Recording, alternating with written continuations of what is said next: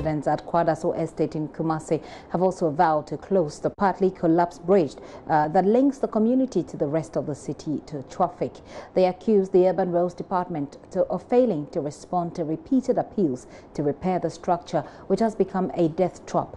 There are reports that 3 people have drowned in the flood in the last 4 years because the bridge cannot contain running water whenever it rains. Ohim Interior caught up with some of the residents and has come through with this report.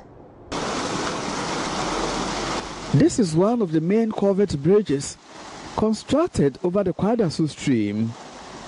It is the main outlet for waste and running water from the community and nearby Patase, Sofolai and Kwadaso Nsiom. Motorists, commuters and pedestrians have had cause with this bridge because it's been eaten away by erosion, and not only erosion. I'm told some people have lost their lives here, and it's been a very difficult moment for road users who use this particular road to join other parts of Kumasi. Soil around the main covered bridge, which facilitates water flow, has been washed away.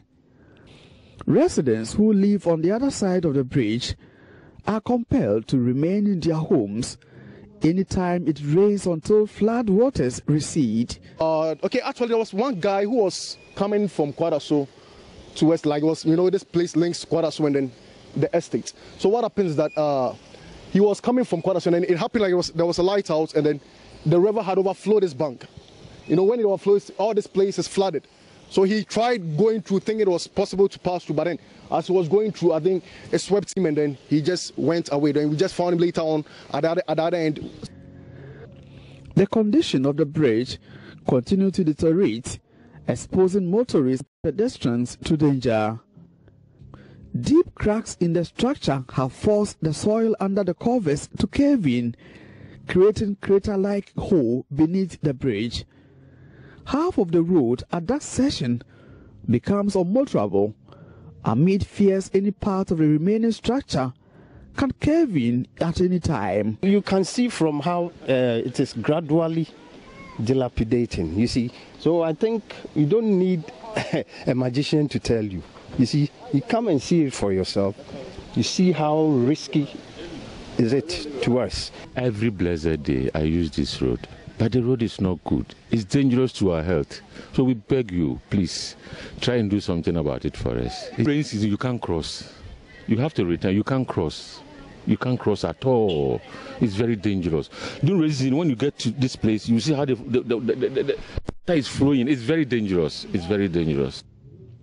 Residents say several appeals to the Urban Roads Department to fix the broken covered bridge have fallen on deaf ears. For them, the only way to protect life and property is to close the road to use. It's very, very dangerous for vehicles to be plying this road. It's very, very dangerous because almost half of the road is eaten away. We can't be using this bridge as well. It has to be pull down, and then new things are like something better should be constructed. Those of us who live close don't want any more disasters. We have decided to close the bridge to traffic to protect lives. School children and motorists use this bridge. We don't want anyone to die.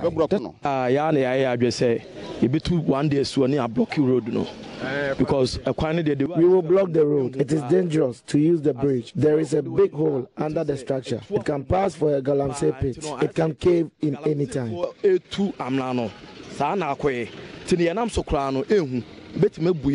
Assemblyman for the area says the bridge has been awarded on contract for reconstruction.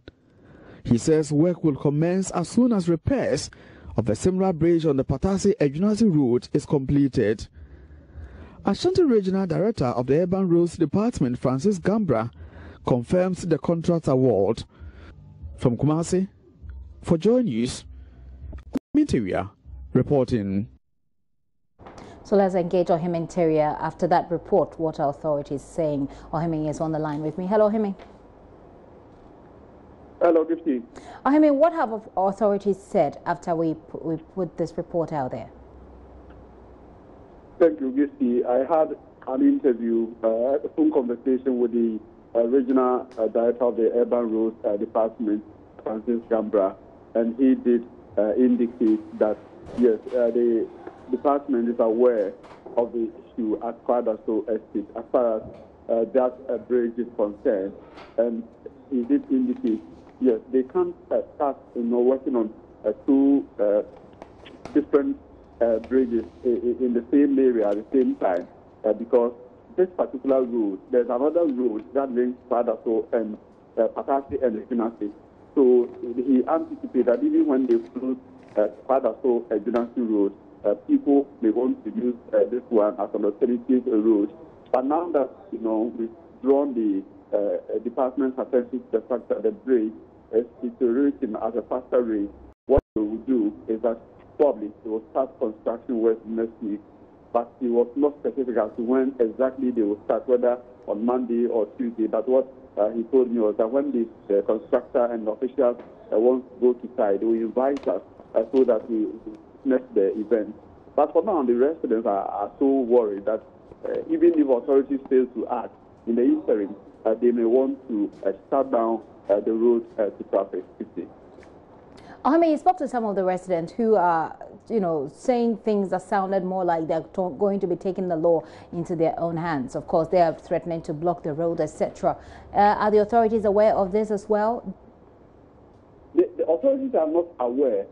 Just that I told the Urban Roads Department Director, and even some of the residents, at some point they were divided, that there are some who believe that if you want to block the road to traffic, we need to go to authorities to seek licenses, the permit to do this. Others are also saying that we can do it on our own once we think that it affects life and property. So even themselves, they are divided. But the consensus is that they will not want to block the road today. If they want to block it, they will block it on a weekday when they think that there will be so much traffic on that road, so that the authorities will feel the pinch of that effect, and that's what they are going to do. So they expect that if the authorities don't act between now and Monday, that is when they will block the road.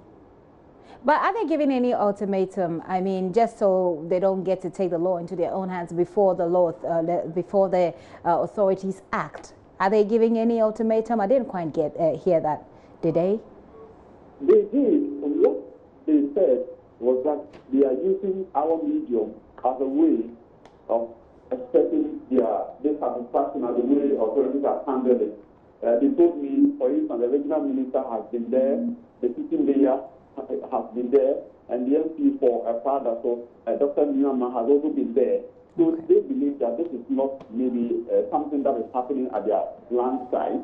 Everybody in authority is aware of their predicament.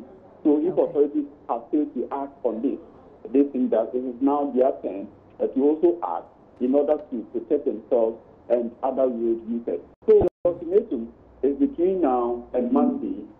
If authorities fail to act, that is where they also begin to also react in such a way that will bring more attention to their predicament. They were so happy to hear that we were there to sympathize with them and also make their problems and their issues known to the other parts of the world. They believe that through this reportage, their issue will be solved once and for all. Right. Ohimi, hopefully the medium they're using is powerful enough to get them the attention that they require and to get the problem fixed. Ohimi Interior filed that report, and we're trying to reach the MCE for Kwadaso to give us some real timelines and real strategies that are going to be employed, to fix this problem. We're unable to do that at the moment, but let's stay within the Ashanti region.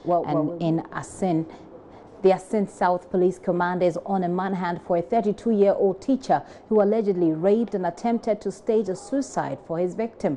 Ebenezer Wusu, also called Tola, and teaches at Art Star International School in Asin Andoe, is alleged to have held his victim for 2 days, continually raping her before attempting to hang her, leaving her with neck wounds, severe back and abdominal pains, and unconscious. Here is the young lady whose name we have withheld, narrating her ordeal to Adum FM's Alfred Amo.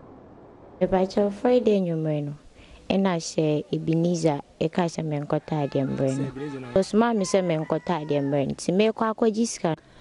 On Friday night, Sir Ebenezer sent me on an errand, and when I got to his house, he forcibly had sex with me after tearing off my clothes.